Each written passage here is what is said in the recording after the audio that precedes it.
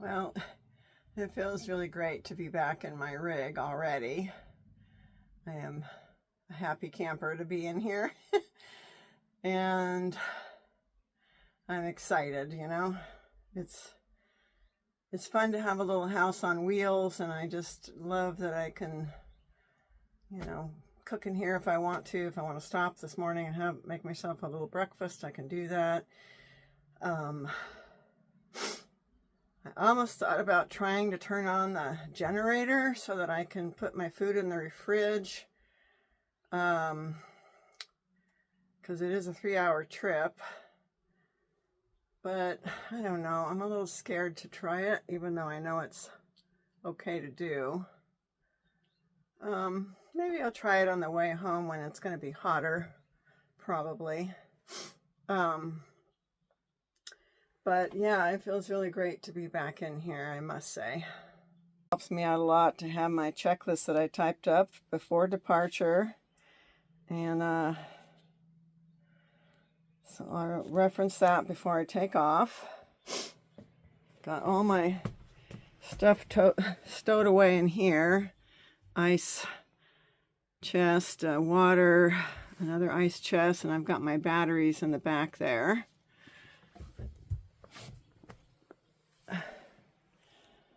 And I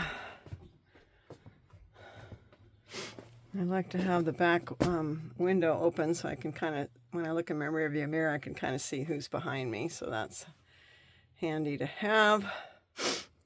And yeah, I'm really excited to be back in here. Sure glad I kept this rig. By the way, I'm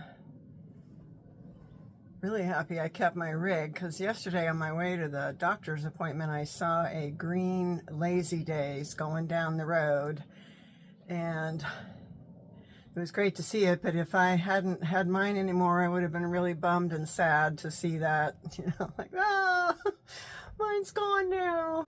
I'm glad I made the decision to keep her and enjoy her for as long as I'm able to, and enjoy some camping trips in her. So that was a good decision, Victoria. Pat on the back. I had put up this rig for sale just to see, you know, what if there was going to be any interest in it. And it took a few days, but I got somebody who texted me, and she said in her message to me, she says, oh, we had a Lazy Days and we sold it a couple of years ago, and I to this day regret selling it.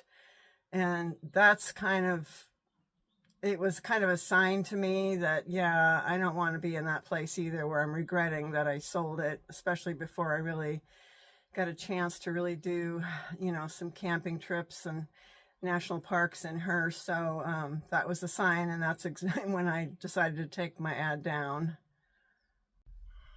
Okay, well, I got her battery replaced recently. The kid really worked hard on getting off all of the crud that was on there. I actually went to like an AutoZone place, and they replaced it for free, but it took them a long time to get it cleaned up. I was worried about them because I think I mentioned it in a previous video, yeah, when I did the video about the battery. But in any case, let's see if she starts right up. I doubt it because she's been sitting for a while, but let's just see what happens.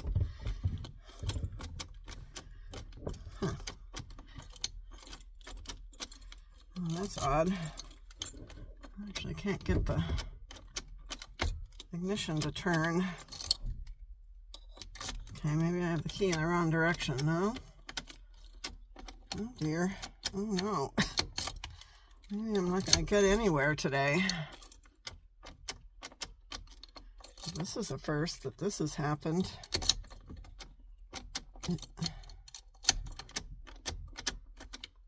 What is wrong?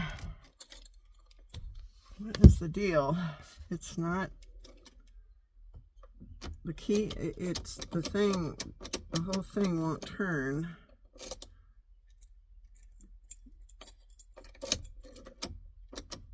Oh, okay. I had to give it some force. Whoa, she did do it on the first try. Wowza, wowza, wowza, wowza. She's a good girl. Oh, it's the little things that make you happy. That's so cool. 10-4 rubber ducky. This is Victoria calling to see if you're doing well over there. I just got my truck started on the first try, so let me know if that's ever happened to you. Cobra! This vehicle came with a, oh my God, what do you call it that? This something radio for truckers' use. Okay, over and out. Victoria signing off. Over and out. Okay. Alrighty. Let's pull out of this little tight spot. See how this goes. I remember the owner gave me the tip or advice that he said, be careful when you are turning and make sure you make it a wide turn, because you can, he says, I did this, you know, you can hit something next to you, and since I'm kind of in a tight parking spot, I have to pull pretty far forward before I can start turning, so I don't hit the rig next to me. So I just take it real slow. It all went fine.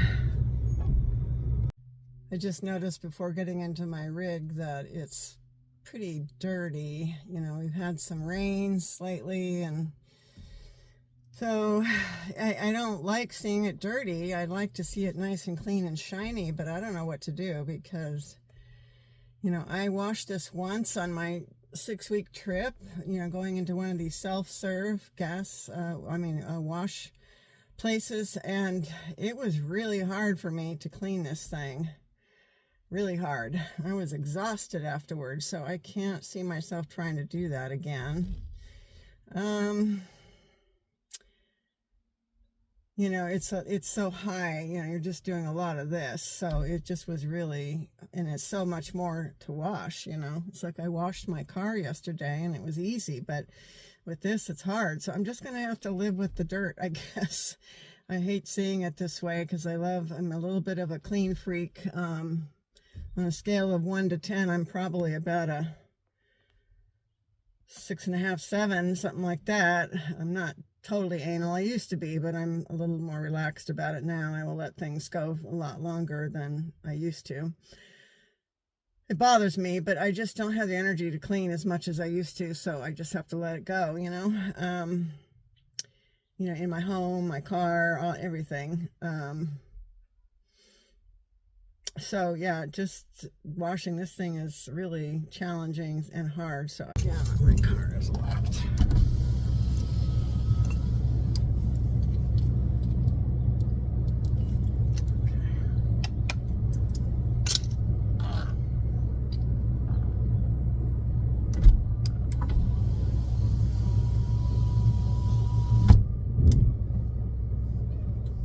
Oh, I'm still filming. Oh. Well, I just hope, what was I gonna say?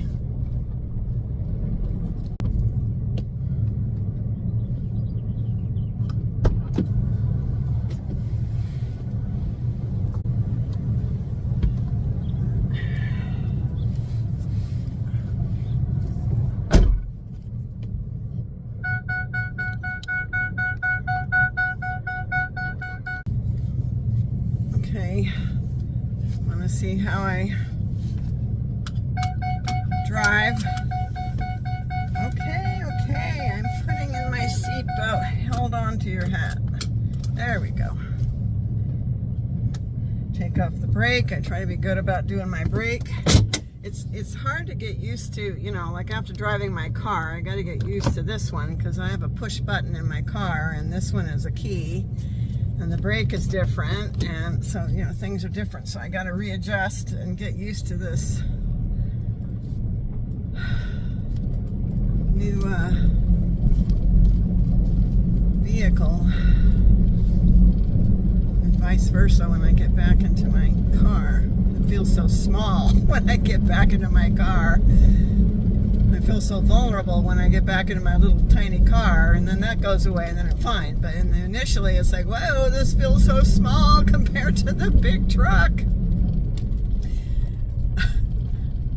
There's a fairly big dip here on the, I don't know why the storage place doesn't fix it, but they might. There's a big truck coming. Thank you, thank you. Oh, he's letting me in. How sweet. Okay. All right, here we go.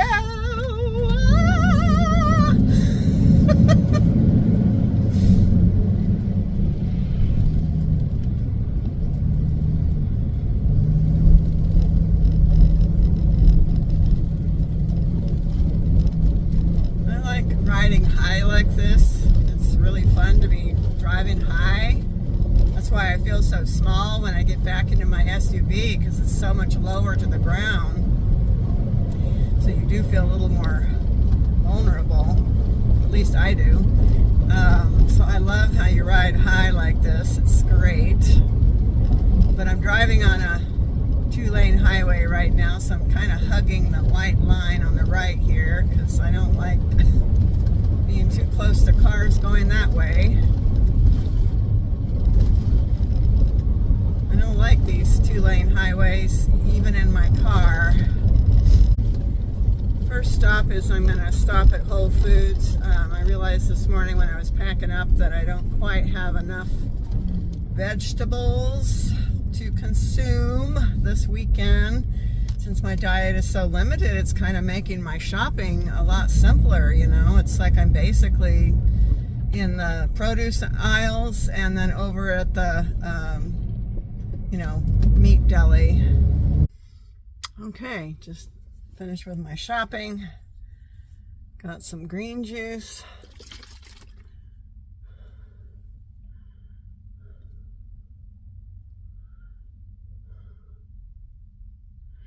Costs an arm and a leg, but it's a lot of work to juice things, so it's got some apple in it, which makes it more palatable.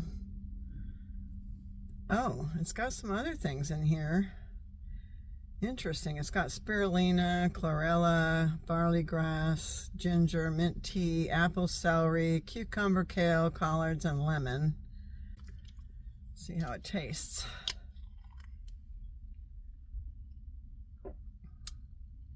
There's the right balance of sweet with, you know, more salty, with just a little bit of kick from the ginger. Oh, it's good. It's really good. I wanted to mention that, you know, today it's like a lot of bending and lifting. You know, I had to kind of lift the heavy battery and move things around, and that's when I get nervous about my back pain. You know, I've been doing physical therapy now for, gosh, 5 weeks or something like that. And I'm still experiencing pain, so I guess it's going to take a lot longer for me to see some relief. But the other day when I was actually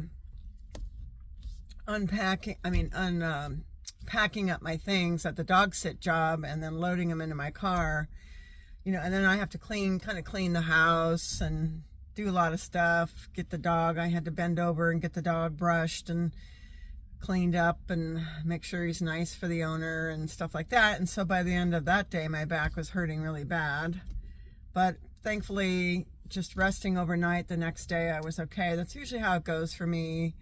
Usually I have a lot of pain, and then when I rest overnight, the next day I'm better. But one thing that I want to make sure to put some CD music in before I forget. One thing I'm learning in physical therapy is how important it is when you're bending over to lift anything that you engage your core first. So I'm trying to remind myself and make it a habit that I, you know, kind of pull in that tummy and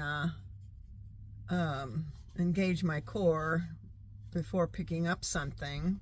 The other thing I learned is that, and a lot of times when you go to bend over, kind of put one foot back, sort of like a lunge position, and that helps a lot with your back too. You're not using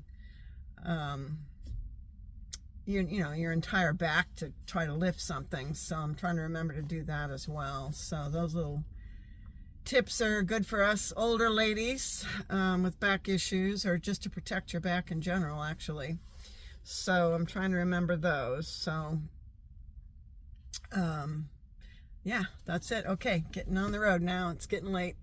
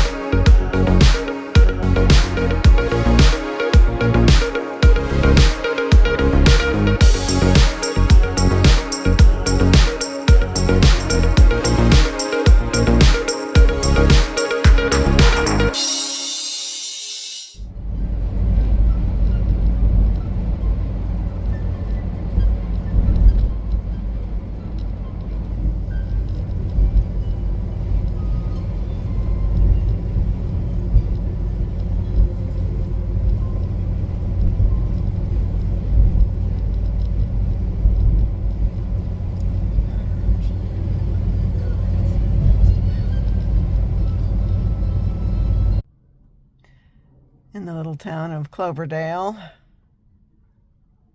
Just decided to make a quick stop, and this is where I just love having my little house with me because I need to use the restroom. So just pull off Highway 101. So far so good. I like traveling on 101 once you get north of Santa Rosa. It's pretty drive and easy drive and nice wide lanes, so pretty low stress. And so yeah, enjoying my drive so far.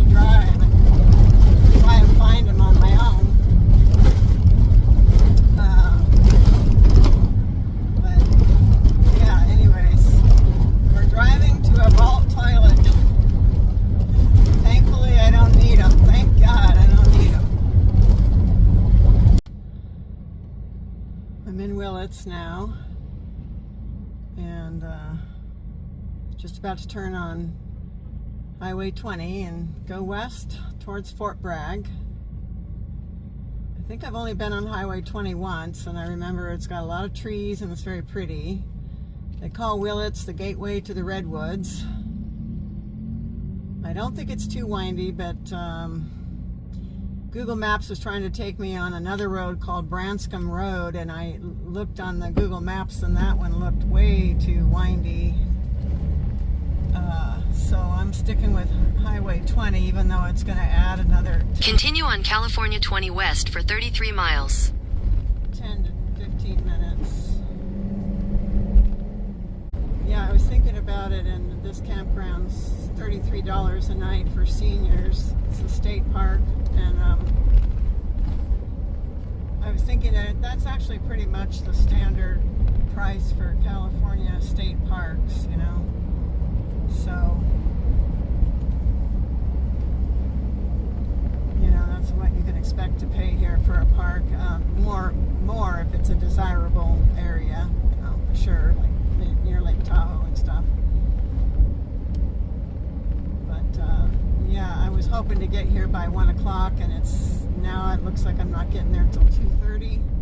So fingers crossed that I get a good spot.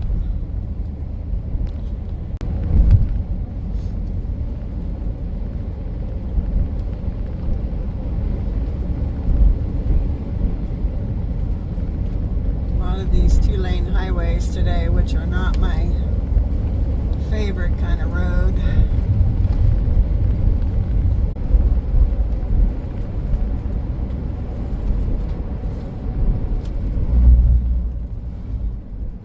Slow vehicles must use turnout ahead. Is this the turnout? I don't know if this is a turnout.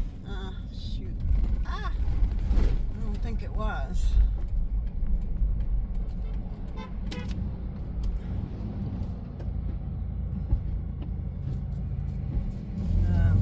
Out of angle here, which isn't ideal.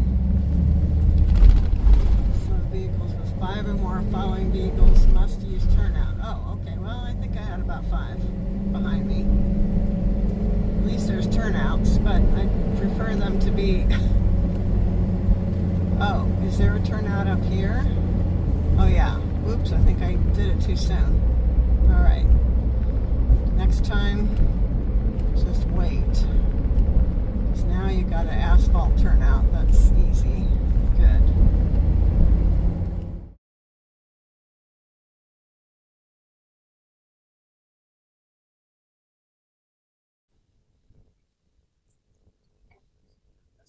Going into the redwood trees. This has been a pretty windy road. For the most part, I can only go 20 to 25 miles an hour because it's pretty windy. Thankfully, it has a lot of turnouts along the way, so I can pull over.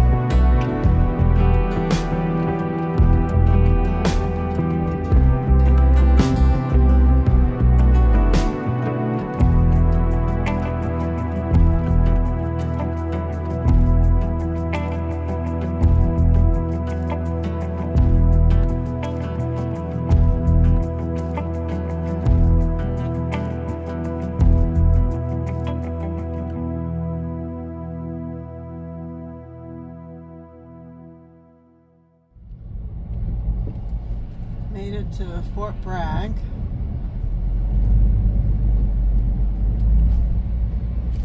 It's a, a fairly busy city. You find most of the amenities that you need here in Fort Bragg. It's in Mendocino County. Oh, we're gonna show you the ocean views here, coming up to the first view of the beautiful blue ocean. Woo-hoo-hoo! Yoo-hoo!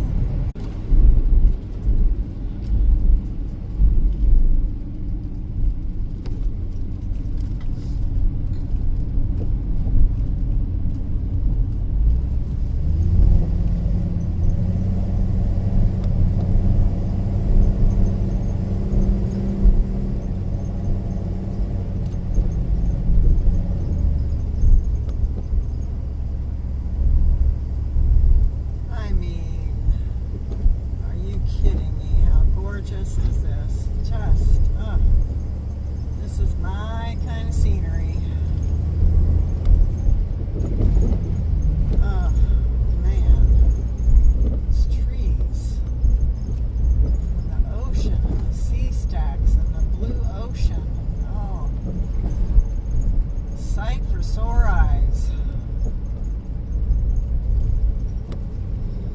Planning on staying at least 2 nights, maybe 3. See what kind of campsite I could get, and then I'll make the decision.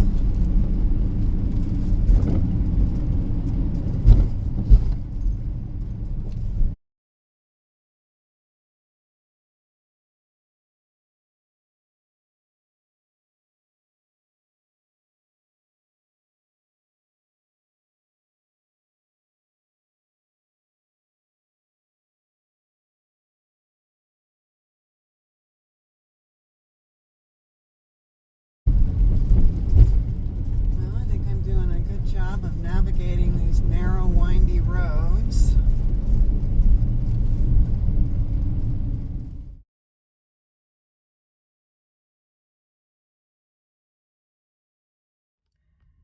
Okay, well, I've just encountered a bit of a disaster, and I have no idea what to do. I was trying to get up this kind of little hill, and my rig is stuck.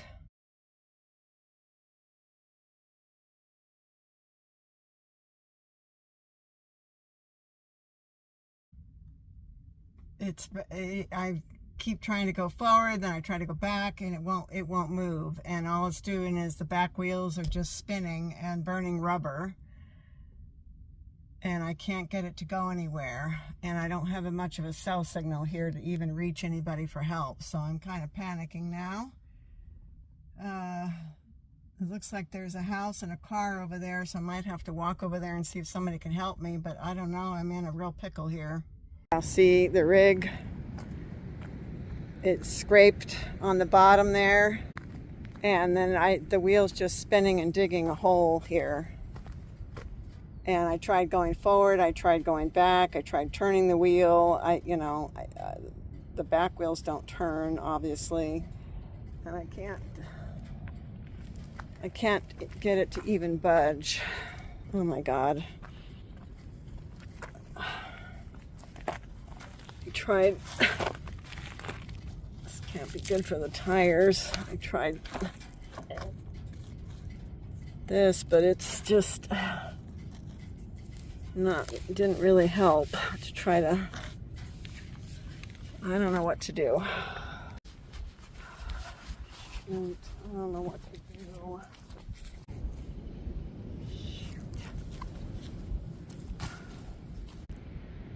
Yeah, see, this is where I was trying to get to. Is this looked like the campsites, you know?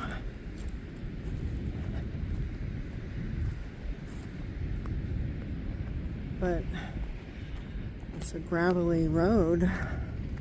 My rig is totally stuck. Just hit it at the right angle.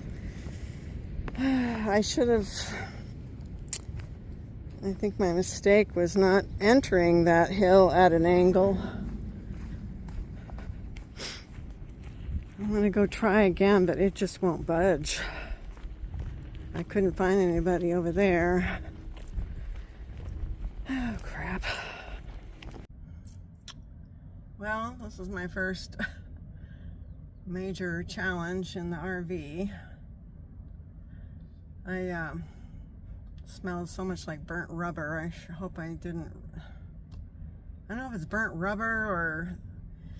So I got down on the ground and I looked underneath, and there's this piece that's hanging really low and it's actually stuck on the asphalt. I went under there and I reached in with my arm and tried really hard to try to get the dirt and sand away, but that didn't help. I also tried putting I have these rubber mats. I put them under the back tires. You know, before that I kind of tried to scoop out as much as I could. I don't have a shovel. And I put these rubber mats. What I'm worried is there's no, well, so anyway, and I tried to see if that would give me a little bit of traction to try to back this thing up, but it just won't budge. It's really stuck. Wow. So after trying those two things and not being able to get it to budge, I called AAA, and they told me it would take an hour to an hour and a half for them to get out here. But I am a little worried because, you know, there's not a lot of room here. Let me show you. You know, for a big tow truck, I mean, there's room here. So if the tow truck can come in right here and get me out, but there's not much room behind. So I don't know what they do to get you out of a situation like this. He probably has a lift on this truck and he can lift the back end up, hopefully. Let me see if I can show you what's happening here. Let's see. So yeah, there's that piece.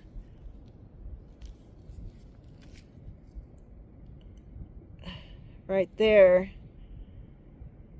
Or is it the other one? One of these is stuck on the ground. So it's not even so much the tires. It's this metal piece. I don't know what it's for or what it does, but it's stuck. You know, so I tried to get the traction with my rugs that I have, and it didn't do a thing. So I'm not going to try anymore. I don't want to wreck anything more. And so now I'm just fretting a little bit about if it's going to get damaged in any way when they try to get it out. Hopefully not. Hopefully they have a way to lift this back end enough for it to be able to move back. I'm sure they have a way to lift it, I hope. Yeah, I thought it was the tow hitch that was actually dragging, but it's another piece, metal piece that hangs low that's stuck on the ground. So yeah, I'm really stuck here, and the rig is at an extreme angle here. Can't tell on camera, but it's, yeah, what I was trying to do is I was coming down this road and then I see this, do not enter, and I almost for a second said, you know what, Victoria, you should probably just go in reverse and back out. But I thought I could manage it if I just went up this little hill a little bit to use it to turn around, you know.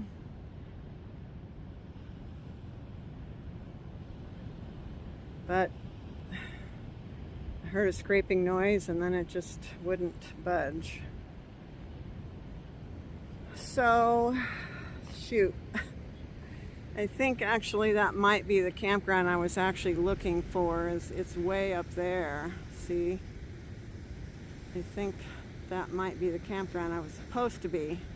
I just needed to go, you know, a little further north and I would have been home free. But fate took me this way because I was sort of thrown off by the fact the sign said, you know, this is the the state beach, and it looked like where you have to find that there's, the Camp Host is over there. So I thought this was where I check in, but so now I just have to worry that, number one, they get here in a timely manner. Number two, they can get it out. Number three, they can get it out without damaging it. Number four, I can just drive away and be scot-free. And number five, still get a camping spot before they all get taken. It's, I don't know what time it is now. I think it's like 3:30, and so, I might not get out of here till 5 or later. So who knows if there'll be anything left up there anyways, but I probably can find camping in the other campgrounds that are further south, perhaps. But yeah, I'm tempted to keep trying, but I just don't. I mean, it's a lot of smoke is coming out, and I guess I don't know if it's smoke or dust. I think it's both, but because I smell a burning smell. And I've tried several times and it just won't budge. And all I'm doing is just digging a bigger hole here. Can't tell on camera as well, but it's wedged in there pretty good. So unfortunately, I think I'm just gonna have to wait. Such a bummer. Thankfully, I have 2 bars of cell phone service, so I was able to call out to AAA and get some help. Thank God for that.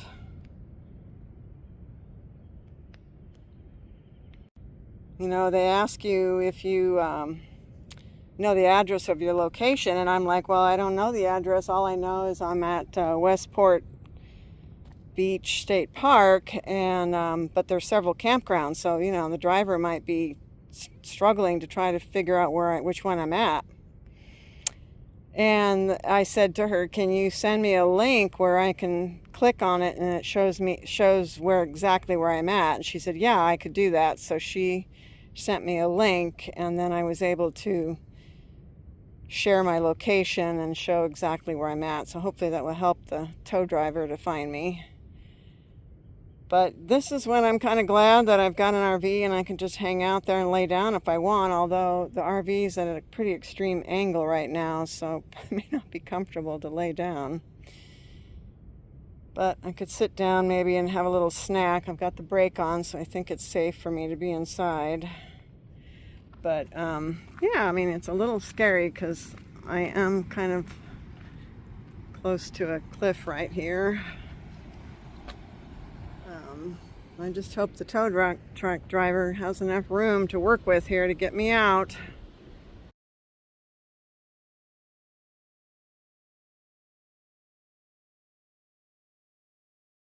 Having this happen, kind of a newbie mistake, I guess. I don't know, maybe even an experienced person could make this mistake. I thought it was safe, but yeah, I guess I have to be really careful with these real sharp angle type driveways like this, because I thought that was easy to do. I thought that was quite easy and navigable, but it's because the problem is the road is kind of going up in the back.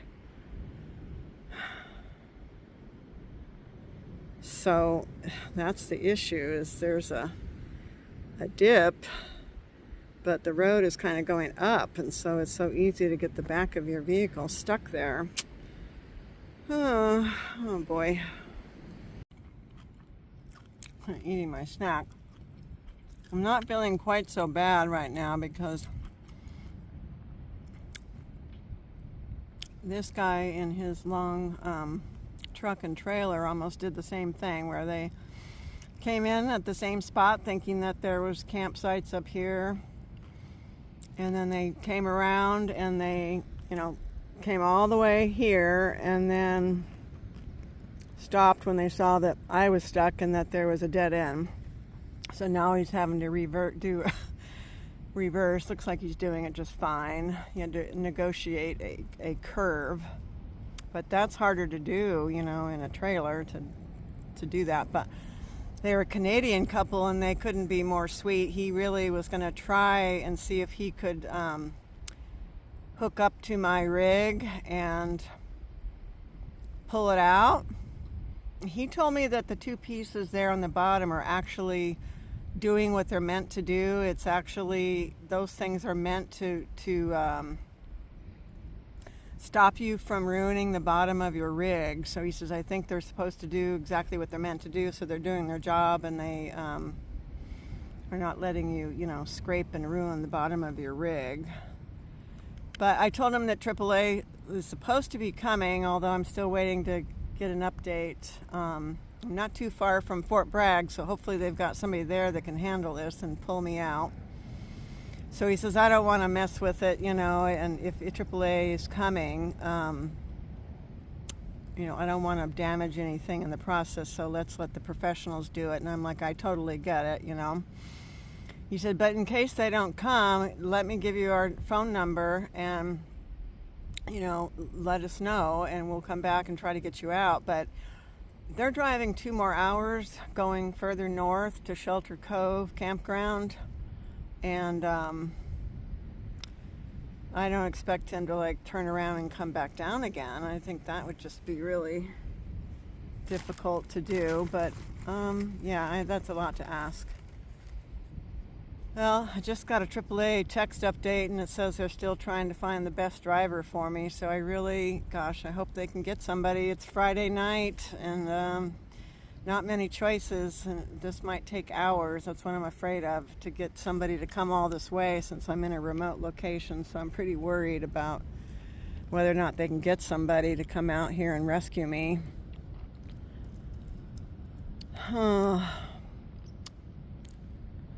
There's a seagull that actually tried to take my snacks, which is my veggie chips that I have here.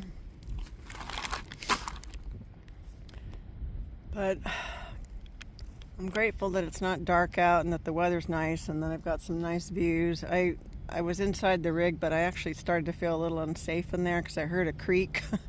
And I thought, yeah, I think I'm going to get out and sit outside. So I'm glad the weather's nice enough for me to be outside and feel safer. I wonder why this seagull's... Maybe it's for his nest or something?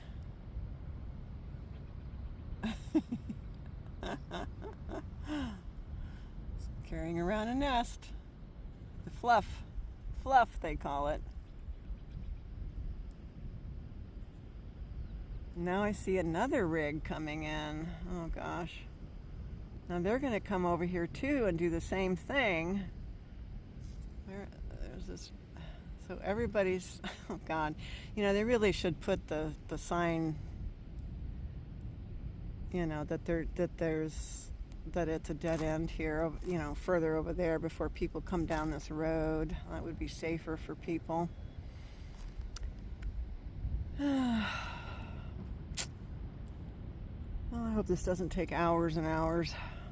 I just wished I'd just gone in reverse, but I thought, well, it's kind of a long road, you know, to go in reverse, you know. I would have to go all the way down here, all the way down there, all the way, you know, out there, and then it starts to curve around. So I probably could have done it, but it would have been a hassle, and I thought, okay, I'll just do it the easy way and do a 3-point turn, but jeez. I've been waiting. I called them at 3:45. It's about 4:30 now, so I've been waiting about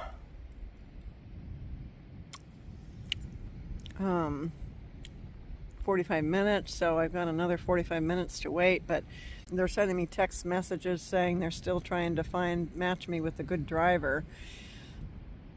So that's making me nervous, because it seems like they're having a hard time trying to find somebody that can handle this rig, you know.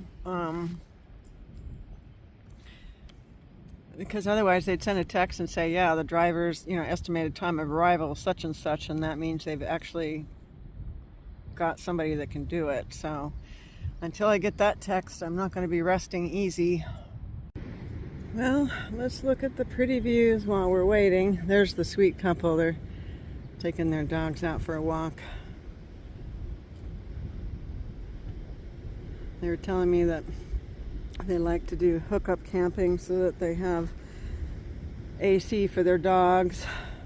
Young couple, maybe in their 30s. Yeah, let's partake of the views while we wait.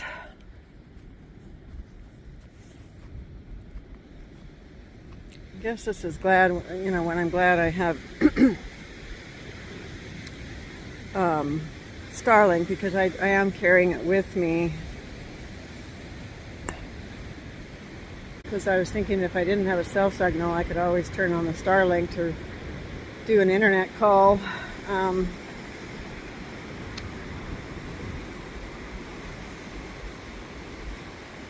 But thankfully I do have a cell signal out here, enough to get texts and make a call.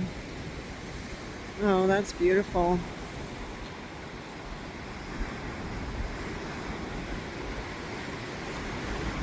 It looks like there's a nice, a little close to the edge here, but be careful.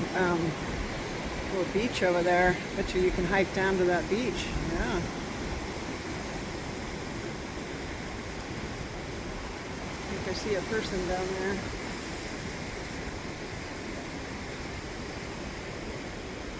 So there's another car coming up this way.